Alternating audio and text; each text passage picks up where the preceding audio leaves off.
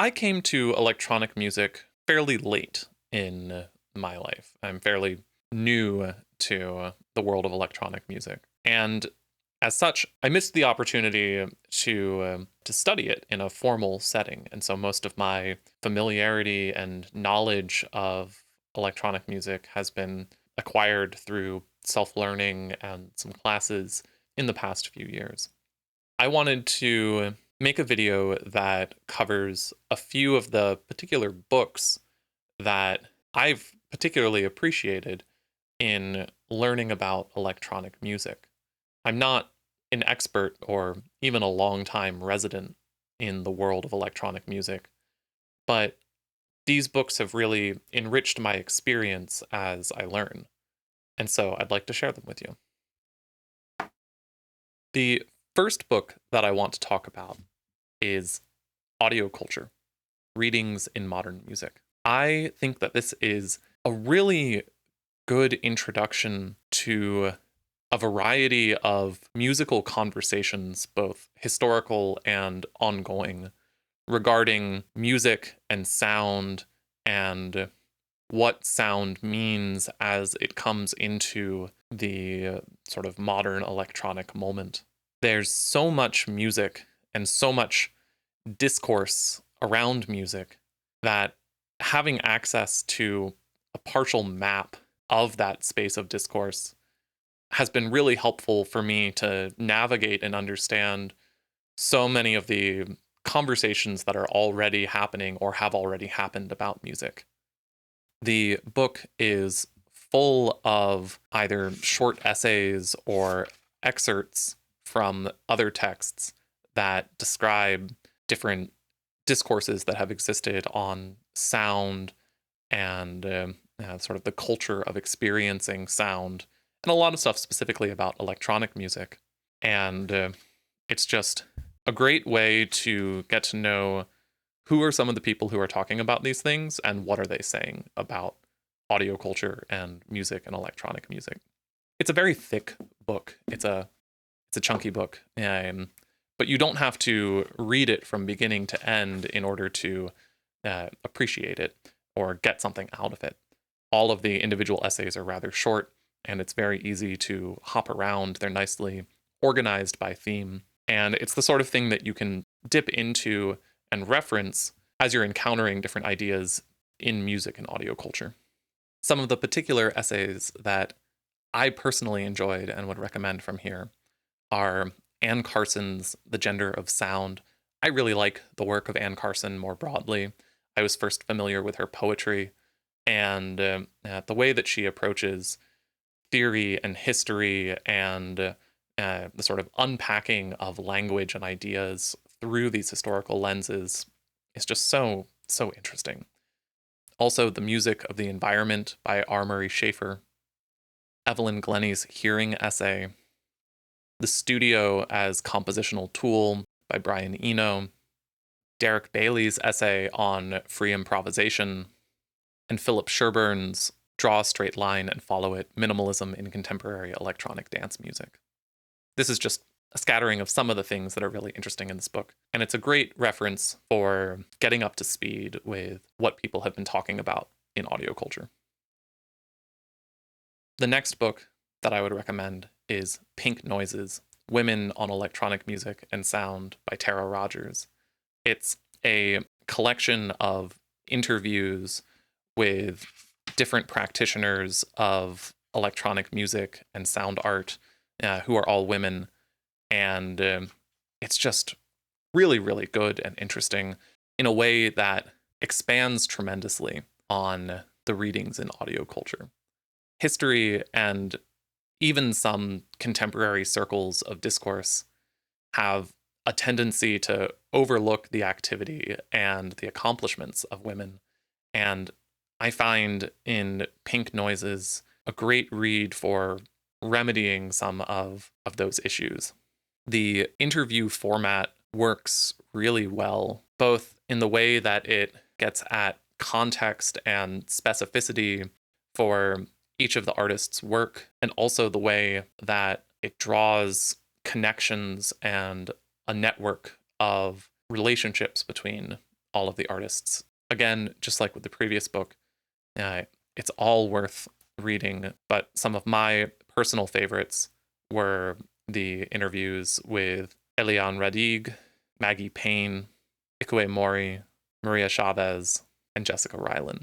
As a side note, this book was actually what introduced me to the work of Maggie Payne. I've been listening to Arctic Winds, her album, a lot recently, and I wish that I had started listening to it sooner because it's so interesting. This is an aside from the book recommendations that I'm giving here, but go listen to Arctic Winds by Maggie Payne. It's so good. For a survey of more recent experimental work, I would recommend Experimental Music Since 1970 by Jenny Gottschalk. It takes you through a variety of different pieces, but also constructs a definition of experimental music in a way that I really like, as this open set of features that gather and connect different experimental practices. There are so many different ways that music can be experimental, and rather than demanding that all experimental music fits one particular definition of experimentalism, I love the way that this book identifies these different features that different experiments in music engage with and different experimental practices follow. It connects all of those together in a really nice way. Right around the time that I was reading this book, I was really questioning the idea that the music that I was making was experimental. I was asking myself, what does it mean to experiment? Can I really classify the music that I'm making as something that is part of an experimental practice based on the definitions that I've encountered about experimentalism? And this book was a really helpful remedy for that. And after reading it, I feel much more confident, not only in saying that my music is experimental, but also in articulating the ways that my music is experimental. This was a really helpful, enlightening book for not just understanding what other experimental music has been out there since 1970, but also for seeing the different ways that I can imagine my work as an experimental practice and the way that it connects and resonates with all of the works here. The fourth book that I want to talk about is Curtis Rhodes' Composing Electronic Music, A New Aesthetic. Everything that I've talked about up to this point has been more concerned with history and context and sort of practices of other people in electronic music, which is so important for understanding the way that your practice is connected to a broader world of music. But I also wanted to include something on here that was more of a technical and practitioner's book. I find composing electronic music to be a really inspiring and useful presentation of technique for new ideas in music and the sort of broad potential of electronic music. It's not a single methodology for making music, but instead a collection of different techniques and considerations that you, the artist, can sort of pick and choose from as you're figuring out what's important to you and how you want to approach music. And it historically contextualizes all of these things in a really nice way. But as compared to some of the other books that I'm talking about here, it's much more focused on the techniques and considerations in the application of those techniques. Some of the ideas sort of covered in this book are the creation and synthesis of sound and the recording of sound, but also the transforming of that sound material in distinctly electronic processes. Then also talks about rhythm, pitch, space, all of these parameters of a piece of electronic music, which can be modulated and transformed over the course of a composition. In my experience, this is the sort of book that is worth reading multiple times at different points in one's musical development. At first, it becomes an introduction to a breadth of considerations, things that you might not even have thought of as being parameters that you have control over in a piece of music and how you might organize them. But then later, coming back to it as you develop a personal style and approach, I think that this helps refine and contextualize and provide support for the specific techniques that you are interested in as an artist. If I had to pick one book for helping me figure out how to make electronic music, it would definitely be this one. It's the sort of book that, even though I've read it now, I think twice, there's still so much that I'm unpacking from this book. For my final book recommendation, I want to throw a little bit of a curveball, something from outside the realm of music. It's something that I brought with me into music from here, particularly the space of computational creativity and the study of what does it mean to be creative and how machines can be creative and how we can be creative with machines. This is Creativity and Art, 3 Roads to Surprise by Margaret A. Bowden. And it's a collection of writings and essays on how can we unpack the word creativity and think about the different specific ways that an action can be creative.